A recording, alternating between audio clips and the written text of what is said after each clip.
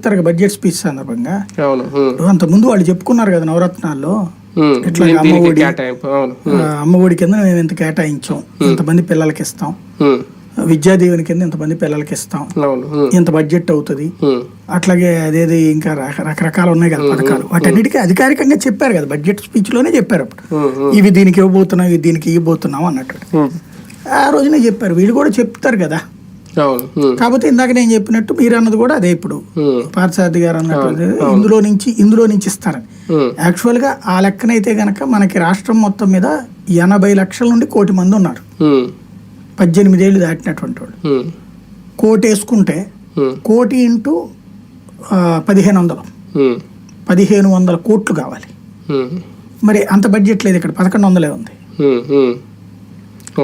మళ్ళీ అది అందులో ఆ జీతాలు అవి కూడా ఉంటాయి. కాబట్టి అప్పుడు ఇంకొక విధానం తీసుకురావాలి. ఓసీ తీసేసి బీసీ, ఎస్సీ, ఎస్టీ, మైనార్టీ అట్లా చూసుకుని 80% ఉంటారు. మళ్ళీ ఓబీసీ అంటున్నారు, ఓసీనే ఓబీసీ కదా లెక్క. ఇంకోటి ఒకసారి ఒకళ్ళకి ఇచ్చి ఒకళ్ళకి ఇవ్వకపోతే అదో సమస్య.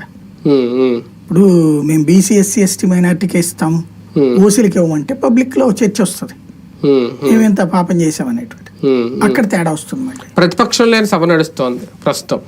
అధికార పక్షానికి వరమ, ప్రతిపక్షం తొందరపాటు నిర్ణయం ఒక రకంగా ఇప్పుడు కలిసి వస్తుంది.